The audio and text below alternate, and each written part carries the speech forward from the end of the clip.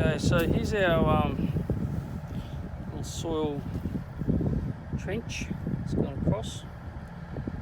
It's about 11 inches deep from the top there down to the bottom there, and you can see that layer of lightish soil. That's the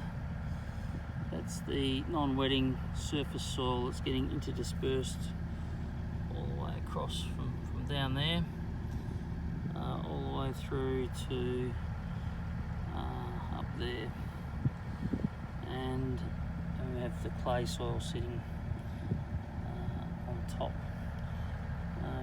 Now it's probably not quite as good as spading, but if you've got rocks or stumps or anything like that to contend with in your paddocks, I'd much rather have these discs any day.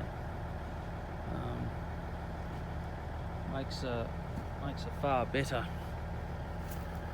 and longer job, and you can do a lot of hectares a day with these things. I usually have 2 of these hooked together. They're previously 30 disc John Shearer ploughs, but the other plough is getting a fair bit of repairs and maintenance. A lot of stress on the journals and the bearings. We go through quite a few journals and bearings because these discs are just so big. They started out as 36 inch discs.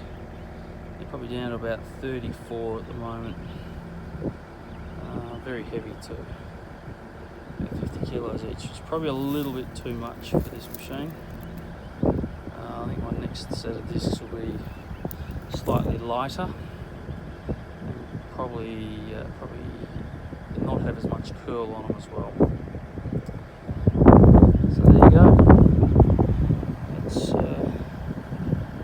That's the deep ploughing process.